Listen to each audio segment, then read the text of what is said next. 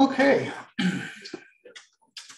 So chapter 12, practice problems up here before the end of the class. If you don't get them in today, remember, I'll still give you partial credit if you turn them after today.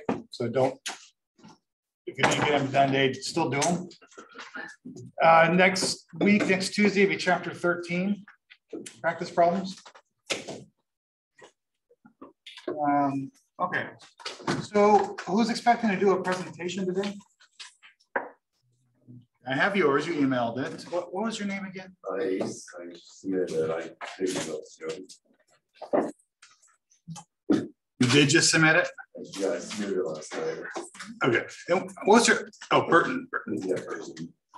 And then, yeah, that's right. I was listening to it last night as well. Okay.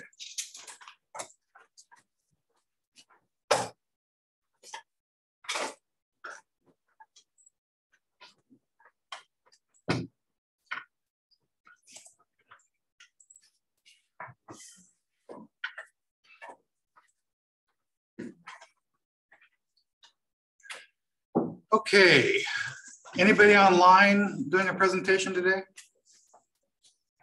No? Okay, so we have 3. Great. All right. So before we get into today's lecture, just wanted to remind everyone we're coming up. I think we have maybe 4 weeks left of class and then a final. Please remember I have office hours, Tuesdays and Thursdays all day. Happy to do over the weekend or other days on a Zoom call or something if you have questions. Another thing I was going to mention is if you guys have a LinkedIn, I'm always willing to, if you want to reach out to my LinkedIn and connect with you. If you don't have a LinkedIn, I would recommend you start getting on that and start following and making connections. So when you're looking for a job in a few years, you have connections.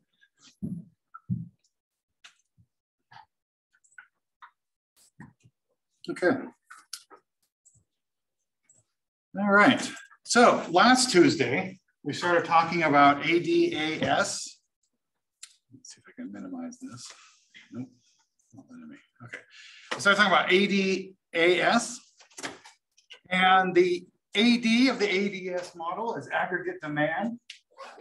So on a graph, we have our aggregate price level, and we have a real GDP. Right? It's like a standard demand graph here, but this is aggregate demand, and this is aggregate price level. So not the price of any product, but prices as a whole. And this demand curve looks very similar to a personal demand curve, where you're always willing to buy more if the price goes less. If the price goes down, you want more. If the price goes up, you want less. But it's a little bit different. And what's different about this is in aggregate, what we are concerned about is the wealth effect and the interest rate effect. So the wealth effect is that higher aggregate prices reduce the purchasing power. So when the price goes up here, we demand less in aggregate, not necessarily because in general we don't like to buy more when the prices go up, but because as a whole, we literally have less money. We have less purchasing power. And if prices go down, we have more wealth, so we buy more. And the second one's the interest rate effect. This is connecting interest rates with overall demand and price. So how cheaply you can borrow money or how expensive it is to borrow money affects how much you consume and buy or invest. Okay. We also last Tuesday discussed how the income expenditure model relates to the aggregate demand model in that one is implicit on the other. Okay. And we learned that the aggregate demand can shift. So shift meaning anytime something outside the price to real GDP ratio affects it. And these things could be changing expectations, changes in wealth, not wealth because of the prices went down, so you actually have more money. Wealth like your house value went up, so you took out a loan against it, or you sold it for more than you thought. This is outside wealth, outside the price level. Stock of physical capital, and then government policies make shifts in demand curve. The shift looks like that. Okay. Now, and then the other side of the graph is the supply curve, and we have to bring it up to short run and long run. So short run looks like this. So suppliers will supply more as the price level goes up. So why is that? Why does it slope up? Well, it slopes up mainly because of wages and other costs. So as price levels go up and down, most companies, most producers don't have any ability to change price levels because they're set by market rates. And they don't have any ability to change their wages or their input costs, right? Your input costs are on long-term contracts when you're buying your commodities, your oil, your steel. Your wages don't change. If price levels go up, you don't pay your employees less to compensate for that cost. So in the short run, it curves up for those reasons because your costs don't change.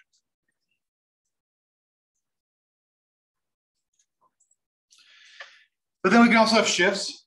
So common reasons to shift the whole curve over is commodity prices, nominal wages go up, productivity changes.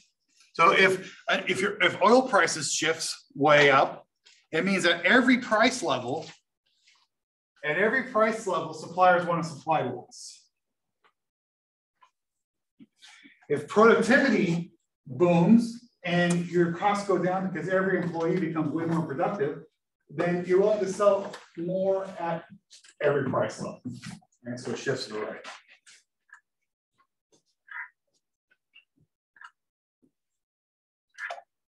Okay, and then in the long run goes straight up and down.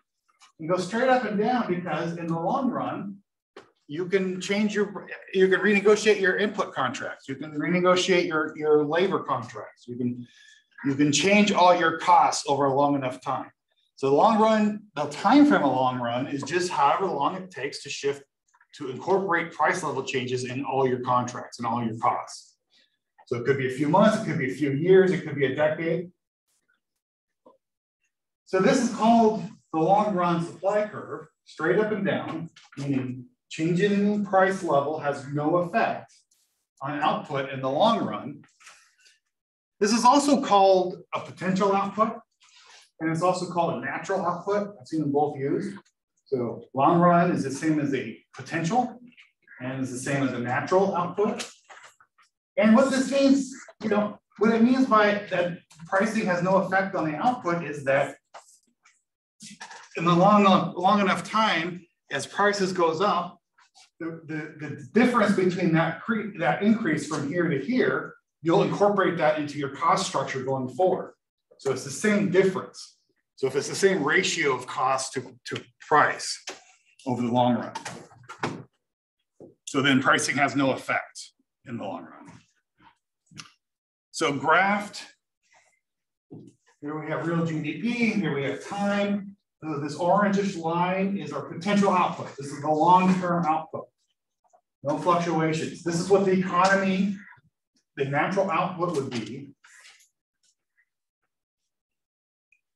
Why does it go up? Anybody have an idea why this natural potential output just steadily goes up? What's increasing that over time? Why isn't that just a flat line? Yeah. Well, increased productivity for technology and stuff like that. Yeah, great example. Did you have an example? When inflation affected as well? No, it's not such it's not such a wrong answer, but here we're talking about real GDP. So inflation would be ruled out. But yeah, in the real world, it would. Productivity, population increase. Our population gets bigger, so we have more productivity. Education, all those factors we've talked about. Physical capital is going up, human capital is going up, technology is going up. So we have this ever increasing potential output. But because we live in the real world, which is very complex, we don't live at our potential. So this blue line is actual output. So sometimes we're below it, Sometimes we're above it, sometimes we're right at it. So if we're below it, we're below our potential. So it sounds like a recession. Yeah. So for the definition of potential output, what do you mean by fully flexible in terms of like nominal wages? Yeah, so because in the long run you can renegotiate all your costs, it's flexible in that so right now we have inflation in our economy. So let's just use this as a real world example. Right now, prices on average have gone up 7% in the past year. So my salary though hasn't gone up in the short run. And last year I had to earn 7% more. So everything's more costly.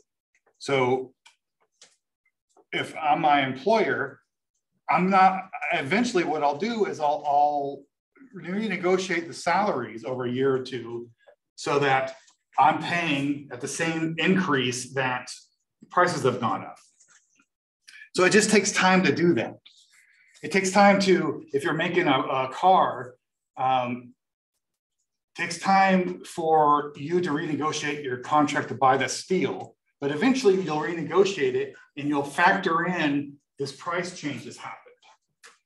So that's all I mean. It's always flexible. In the long run, you'll just keep renegotiating until your costs equal the increase that the prices have gone up.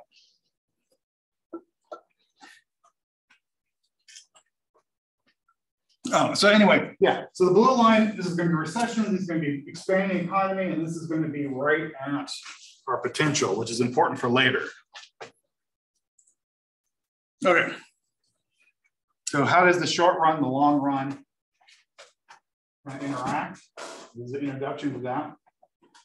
So in the short run, if we have a shift to the left, we can see that price levels are probably going to go up. And we can see that real GDP is affected, right? And we're going to shift, if we're above, we'll get to that. Let's just move on. It gets a lot easier when we see the actual example in a couple slides. Okay, so that was all review. Let's get to the ADAS model.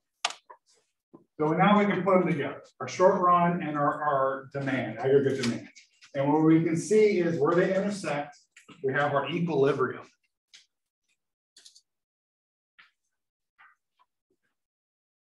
So the short run macroeconomic equilibrium is where short run aggregate supply and aggregate demand intersect.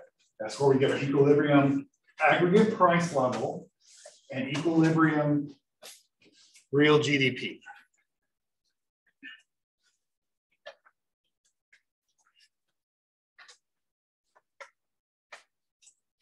Right. So that point is the quantity of aggregate output supplied is equal to the quantity demanded. So what do we care about that? Well, we care about that because if we have a shock, supply shock or demand shock, it's going to take us off that equilibrium. Well, what's a supply shock or demand shock? It's a shift. It's a shift in one of those lines. I like to think we call it a shock in this context instead of just a demand shift because there's something shocking that's happening. Right? Great Depression, demand shock. Stock market crashed, everyone felt less wealthy. They stopped buying things.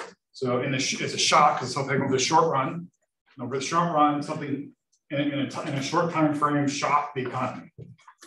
Supply shock, suppliers. Maybe this 1979 and oil prices quadruple overnight. And so it's a shock on the supply side.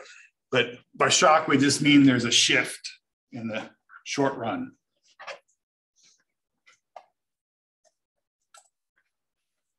So let's graph that out. We have our first equilibrium. So in the short run supply with our aggregate demand, we have P1, price level 1, and real GDP Y1. And something happened here. The negative demand shock shift the whole demand curve over to get this new equilibrium price level. Now, so this is a negative. Now this is a positive demand shock. Something increased demand over the short run, creating a new equilibrium, prices went up, and real GDP went up. All right, so a shock is not necessarily bad.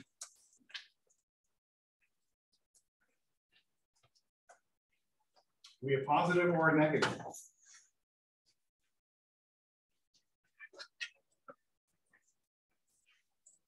Okay, and then it happens the supply side too. So there's a negative supply shock. Equilibrium 1, something happened and shock it to the left. Supply, we have equilibrium 2. Prices are up, economy's down. Positive supply shock, something happened. Shift to the right, equilibrium 2, prices down. So what could be negative here? Oil prices could be 1. Oil prices quadruple. All suppliers are affected by that, and the only thing they can do is supply less. Because they can't really change, they can't themselves change the price level, it's set by the market. And they can't change the wages overnight and their inputs, so all they can do is start producing less. Positive supply shock. Late 90s, internet boom, technology boom, productivity goes way up. So companies all their employees are more productive, so their costs go down, and they're willing to supply more at any price level. Yeah. So I've kind of heard this referred to both ways. Some people refer to inflation as a supply shock, but also a demand shock because there's increased spending. Yeah. When the supply of money increases, but that's also at root an increase in supply of something. Yeah. So is that a supply or a demand shock? Yeah. So that's your question is going to be answered in chapter 14, but you're definitely on the right track. So at the core of your question is a supply shock and a demand shock doesn't necessarily imply inflation, but we're going to see why it does. And then you're talking about supply of money, which is monetary policy, which also affects this. We're going to see that effect in more depth in 2 weeks. But let's answer your first part of your question, because it's a great question. Look at what's happening here on the supply side. A negative shock. We have on a negative supply shock, so suppliers are supplying less at every price level. Our new equilibrium is a higher price, so inflation, and lower output. All right? So lower GDP is bad, higher prices are bad, it's a double bad. This is called stagflation. This happened in the late 70s and early 80s.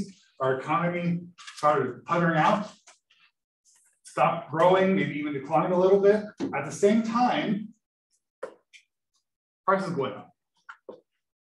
When it's first said here, late 90s, supply shock to the right, prices went down, and our economy growing, so double good. Of course, the population was very pessimistic and it was very depressed at this time in the 70s when this happened. And the 90s was the golden time of modern history because we were growing and prices were going down and everyone's happy and optimistic.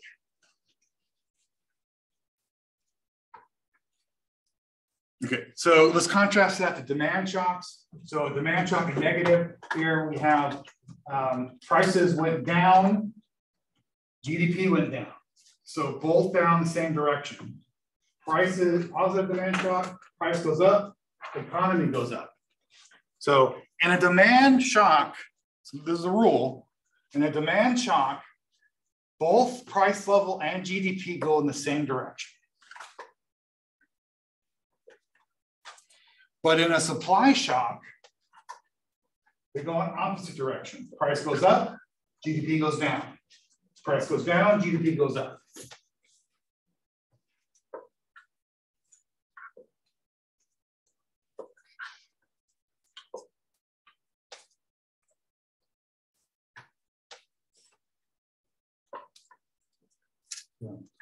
This scenario is great. This scenario is really bad. And then these demand shocks, you're kind of in the middle because you kind of get some good with some bad.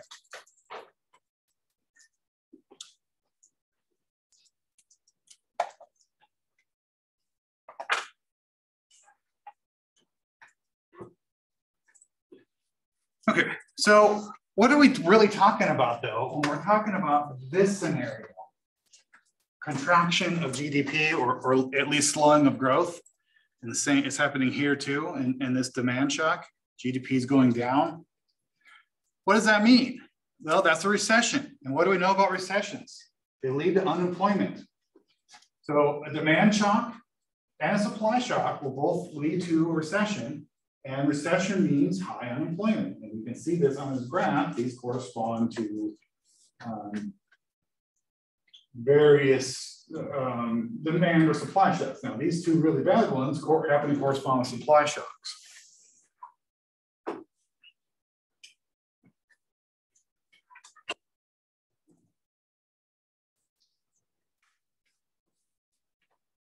Okay, so now if we add in the long run to this short run model we keep looking at, we get this. Looks kind of complicated, but it's really not. So let's take it step by step here. So ignore these shifts here. Let's take the original model. We're just looking at supply short run, aggregate supply, aggregate demand, and then we add in our long run. So what does that mean? At this E1, this equilibrium one, our economy, price level and output is right at our potential, right at our natural level. So graphed differently, our blue line versus our potential, they're right at the same point. We are right on target. We're right on what our economy should be at, our output should be at. So E1, great state. Okay, but something happened. We have a demand shock, and it moves the demand curve to the left. And now we have the second equilibrium. The second equilibrium means prices went down, our economy shrank, and we're way below our potential outcome or output. All right, way below. So this looks something like one of these lower areas. So it's like our down here.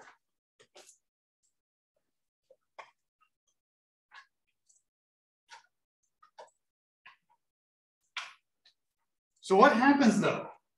Prices start going down.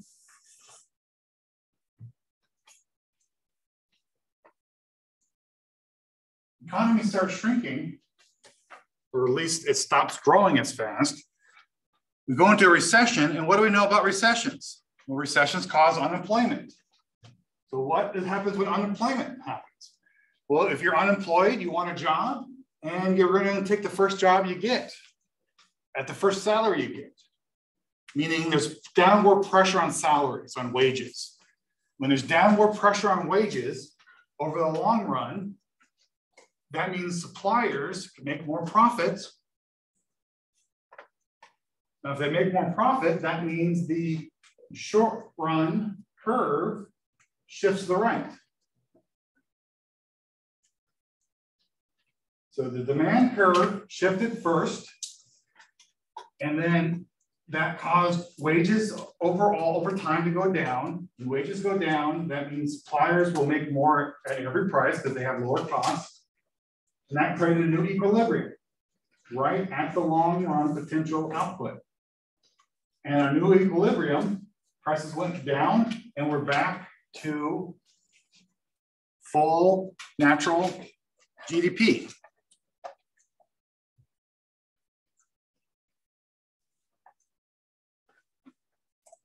Okay, so that was a negative.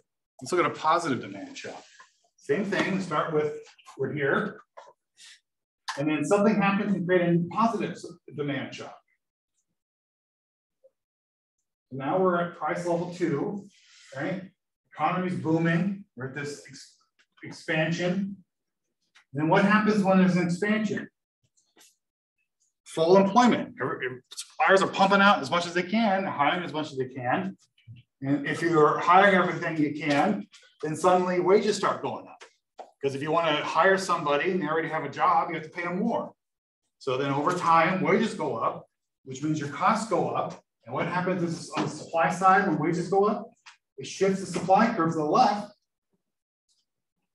They're willing to provide less at every price level. And we have a new equilibrium, right? Back on the long run.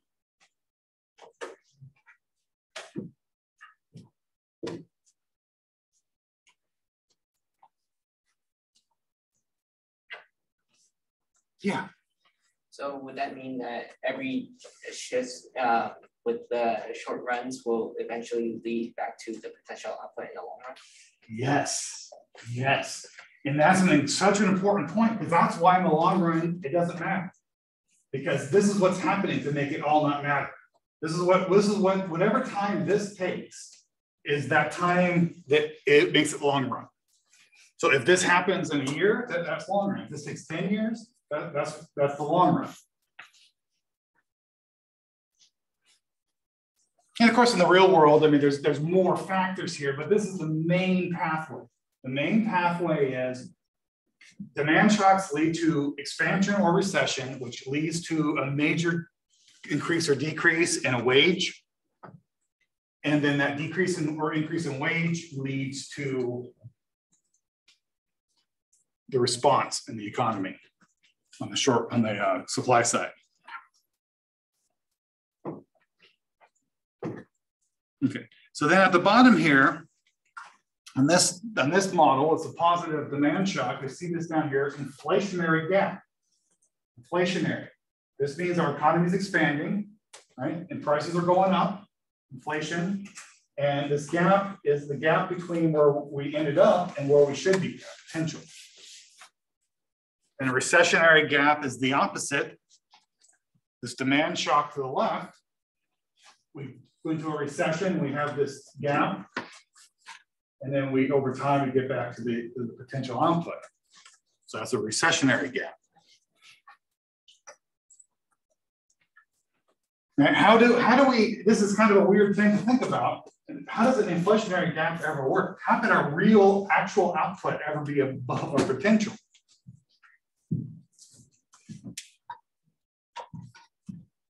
Well, it's simple.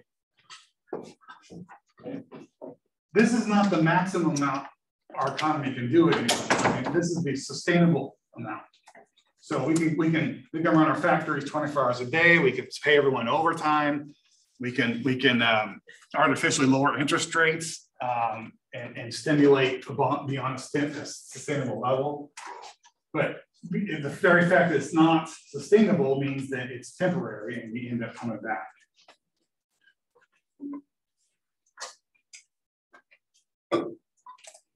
So that's what this slide is saying, that the recessionary gap and inflationary gap. So recessionary is when our aggregate output is below potential. Inflationary is output is above potential. And then of course we can always put in a formula. It's always a formula. So the output gap is actual aggregate output minus potential divided by potential times 100 to make it a percentage. And so what that would be is that if on this slide here, the points where our actual intersect with our potential, that's a zero output gap. There's no gap. The points where we're below, that's a gap. The points where we're above is a gap. And the more below or the more above, the higher that gap number is. So the ideal state is zero.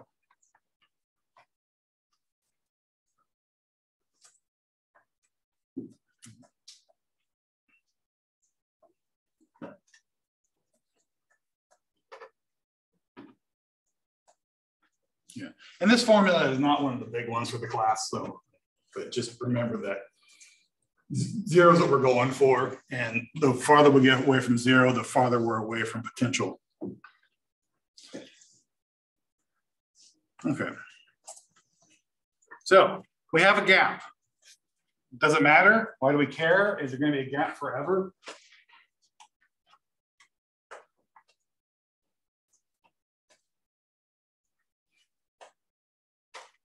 What this is saying is that we do care. Policymakers can attempt to eliminate the gap, but if they don't, it'll still correct itself in the long term. So we just saw that mechanism, how it works.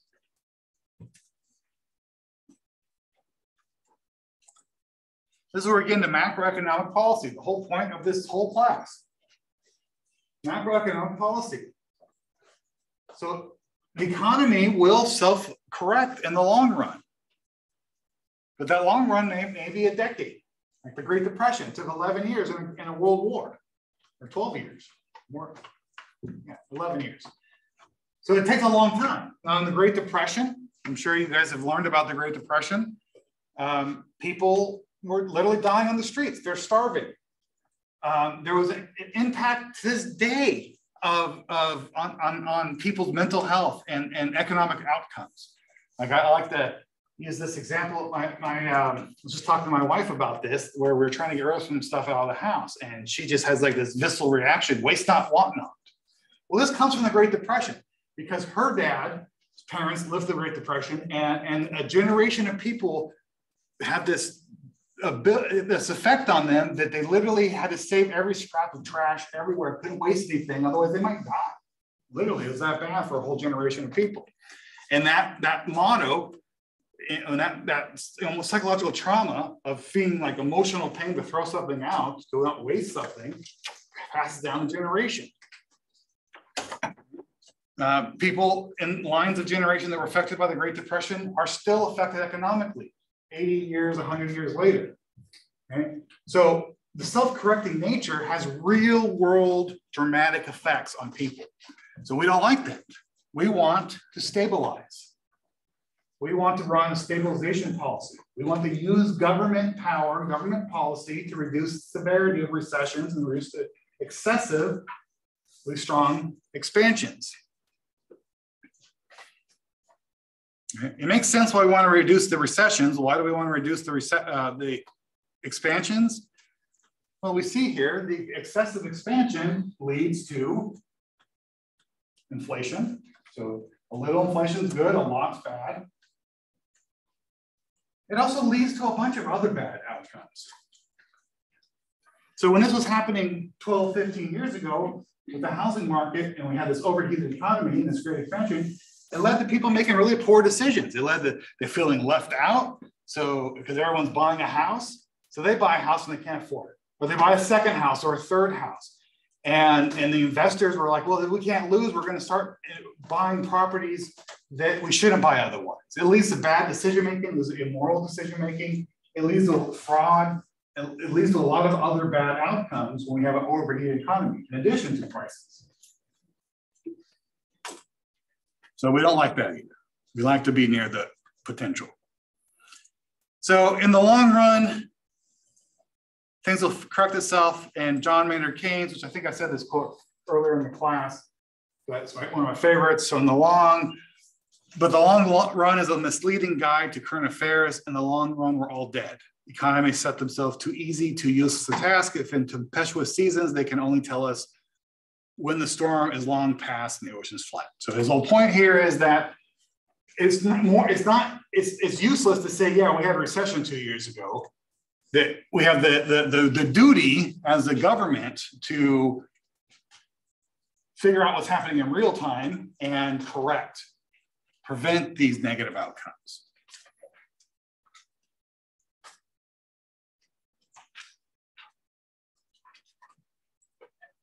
So, and we prevent them by certain government policies that they're often summed up in fiscal policy and monetary policy, which on Thursday it's fiscal, then next week it's monetary, and learning about how the multiplier and the stabilizers will even out the extremes. And the last concept for this week is this demand shock versus supply shock. So demand shocks are pretty easy to affect. Demand shock, so like, for example, in 2001, after the recession from the tech boom, tech stocks crashed, led to a little recession. President Bush at that time sent out 2 stimulus checks. It was only like $100. Everyone in the country got $100. And $100 is so small, of course, but you cash it and you go out to dinner or something, right? You don't, it's not so big, you like put it into the bank account. So that was like $1 trillion stimulus in the economy, like overnight. It's demand, stimulus of demand. So if you have a demand shock, it's pretty easy. You lower taxes, so everyone has more cash in their pocket.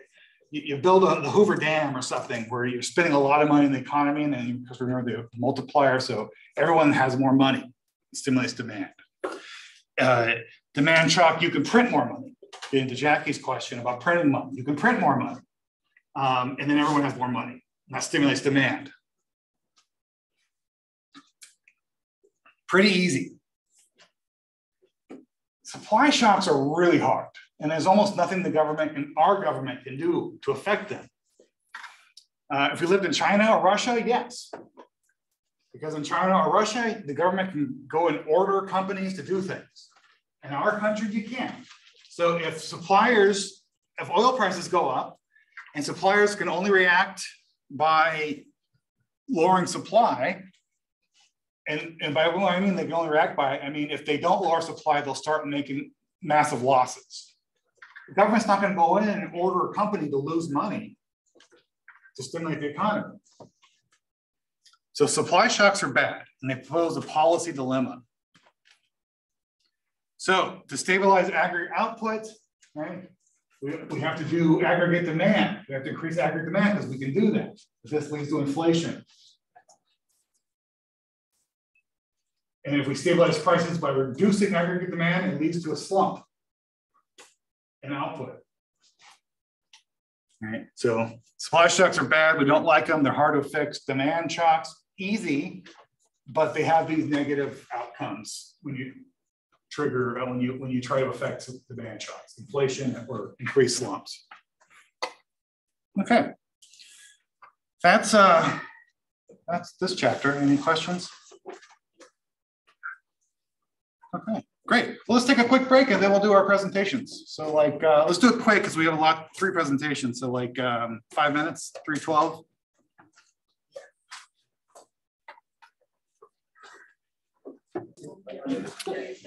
All right, we'll get going again. So we're going to do our 3 presentations. Any volunteers to go first? Yeah, come on up, Bella. Sorry. Bella raised her hand first. Look on the draw.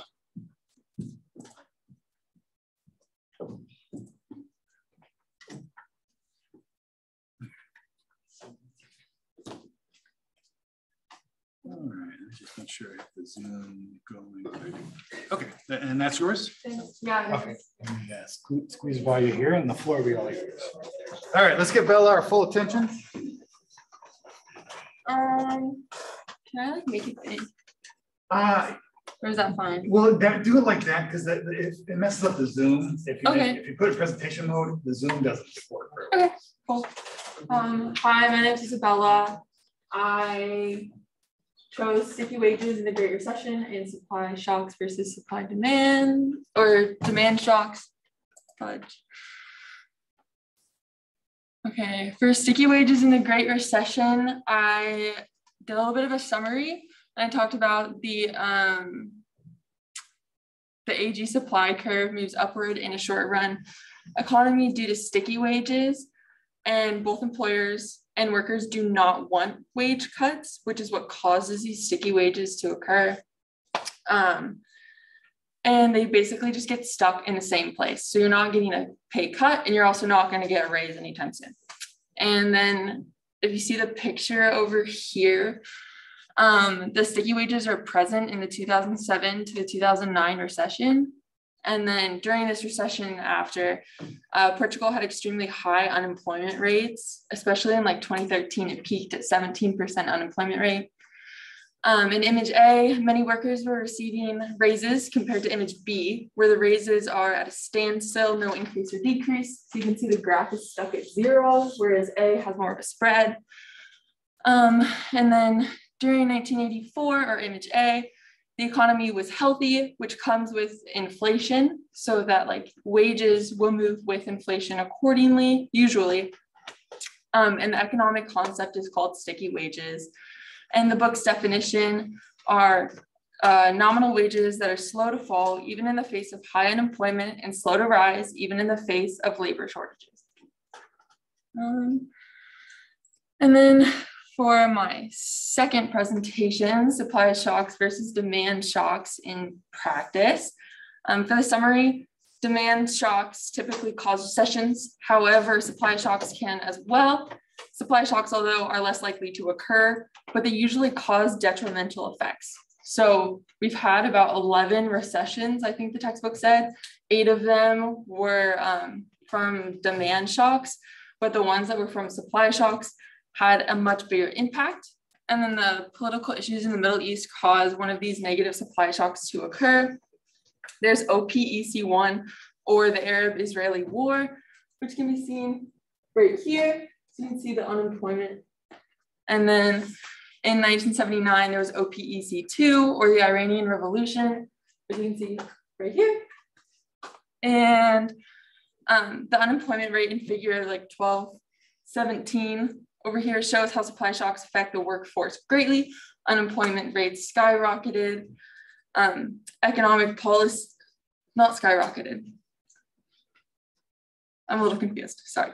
Economic policies can handle demand shocks better than supply shocks, which is part of the reason supply shocks have a greater impact on the economy and unemployment. And the whole purpose of these economic policies is to stabilize the economy, which cannot be done as well with supply shocks. And the two macroeconomic concepts are demand and supply shocks, and the definitions in the textbook are the same, even though they're slightly different in reality. And here's my works cited page. And that's it. Great content, also great presentation. You spoke loud and clearly, took command of the room. And I always like when you slip up a couple times, it's actually a great presentation technique because it keeps people interested. When you get up and you're making a presentation and you're just like not making any mistakes, you know, unless you have lots of charisma, people start to tune out a little bit. But if you slip up, it's like, oh, was he? Oh, and they try to figure out what you're slipping up on, and that keeps everyone's attention. A little presentation trick. I use it all the time at work. Okay, let's do this was Kevin's. Why don't you come up and do yours?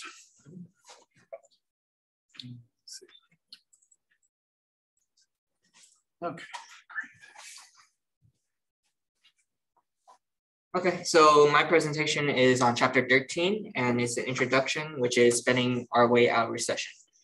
So it first starts off with kind of like about the Great Recession, which is generally like before the recession, housing was considered, or a lot of people started buying houses, and people kind of thought of it's a great idea that housing is an investment. So they kind of go up to banks, ask for loans, which banks usually gives out loans because of subprime mortgages.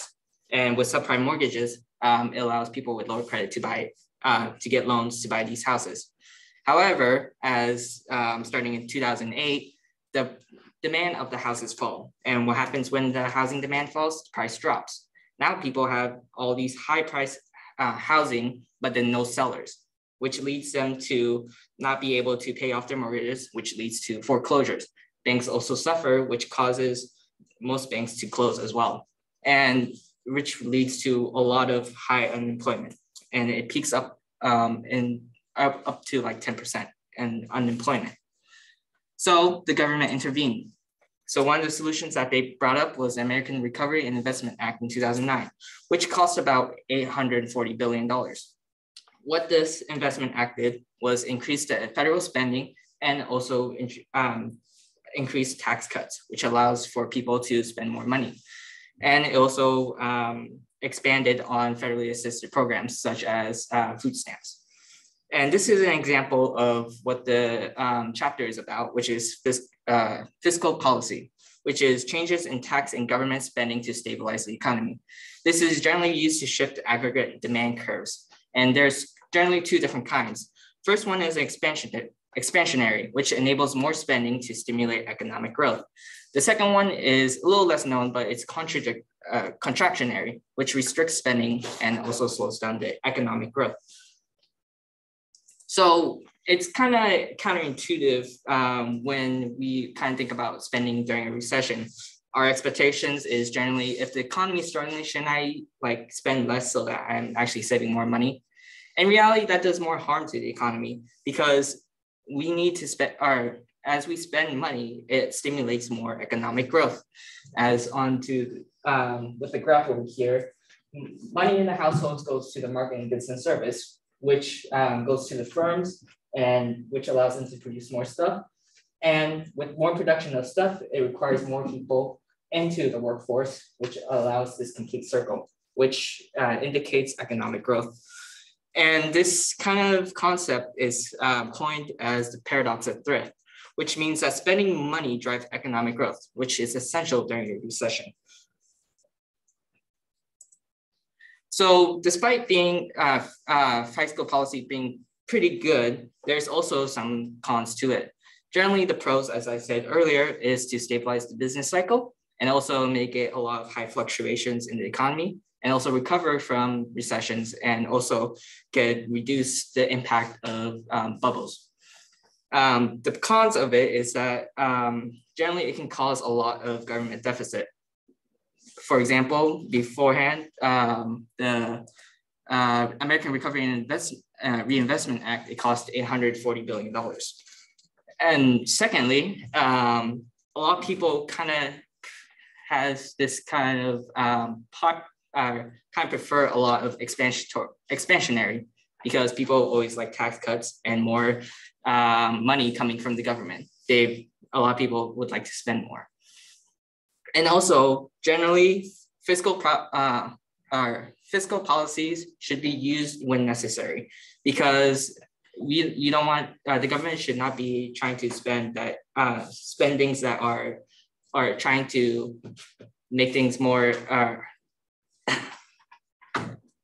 The government is trying to not make things expansionary when the economy is good, or contraction, or try to save money when things are going bad. This is my citation, and that's pretty much it. Great. Great presentation. Again, just like Bella, you took me out of the room. You spoke very clearly. Really up in the game of presentations today. So this is a great intro. Also, we were supposed to get to chapter 13 today, but great intro to what we're going to talk about Thursday. You know what we've already kind of been introducing is this idea of the multiplier.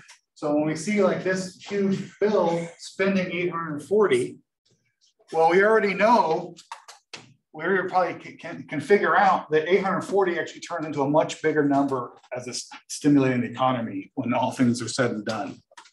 But we'll get to that on Thursday. Okay, and then I think our last presentation, do you want to come up? All right.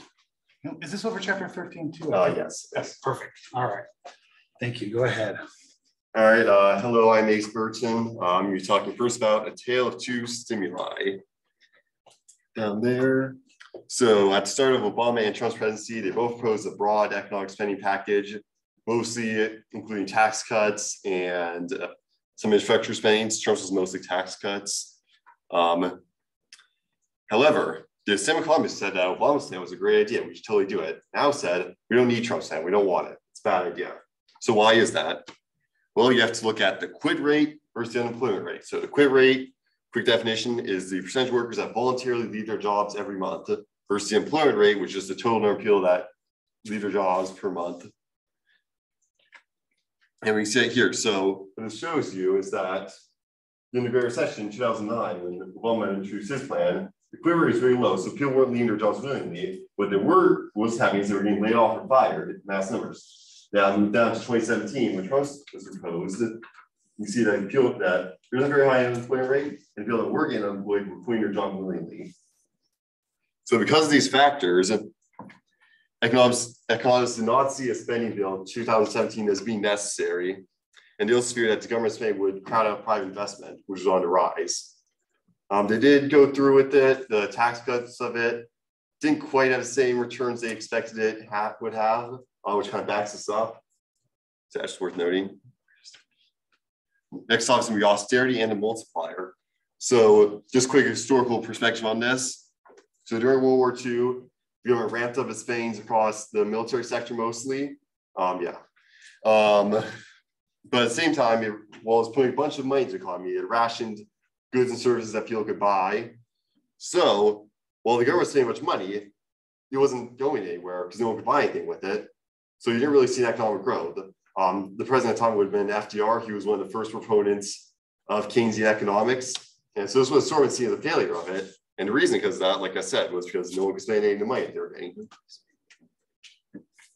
So now we go more in recent times, we can look at the financial crisis. In 2009, a couple countries in Europe had a lot of debt, they couldn't pay back, and they couldn't raise any more money. So they did a natural thing, looked to have someone else bail them out. However, European countries only agreed to bail them out if they adopted a policy of austerity. Bum, bum, bum. So austerity is a form of contractionary fiscal policy. Usually it's going to include tax cuts and spending, or tax increases, and spending cuts across the board.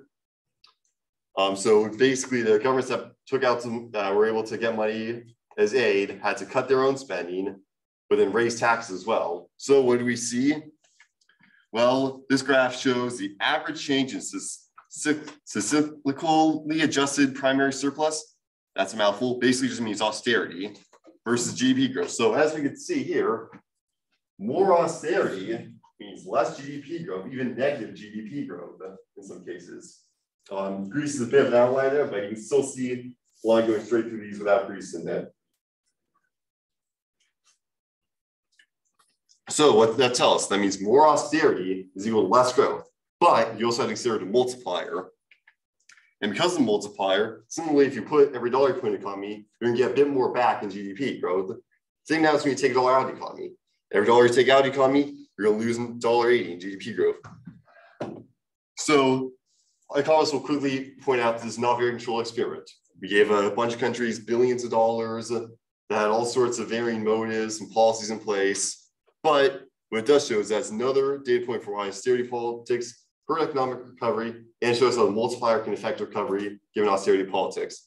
Austerity politics are something we still see today, especially now given that we're in a period of inflation and people have been pushing to reduce government spending because of that. So just something to keep in mind. You're just the graphs, but yeah.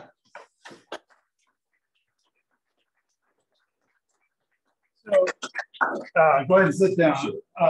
So just excellent. You're great. So two things. One, this is the best color scheme of any PowerPoint I've seen. I've said, I think before to this class that when you do PowerPoints, this kind of basic black and white actually is better. It's less distracting, but then with the color around the outline, I just love it. I kept my eyes on it the whole time. And the second thing, great presentation. Kept everyone's attention. Austerity is still 100 years after macroeconomics, still used by places like Greece. During the pandemic, some European Eastern countries tried it. It's bad. We keep learning in this class over and over again, basic economics, that when things are tough, we pump money, and that pumping money reverses the course. And when things are overly good, you start taking money out. Austerity is when things are bad, you take money out. Doesn't make any sense once you learn basic macroeconomics. We still have countries doing it 100 years after we discovered this. It's the reason why the Great Depression was so bad. Because the president at the time, President Hoover, after the stock market crash and we're going into a recession, decided that would be the time to slow spending and call in debts. And he took a bunch of money out of the economy, which under the circumstances caused the worst depression since the 1800s. Anyway, great presentation. Very happy with the quality of the presentations today. Let's keep that up, and we will learn all about this concept, fiscal, on Thursday. Now let's do our quiz. Now the quiz is for chapter 13, which we didn't start because I canceled class last Thursday. I still need you to take it because it's how I check your attendance. But I don't care what score you get. So open it, start it, click through questions, and I will give you everyone gets the same 5 points. So it'll boost your grade, everyone's grade. I just need to know who's here to taking it, all right? So the password's Greece, lowercase.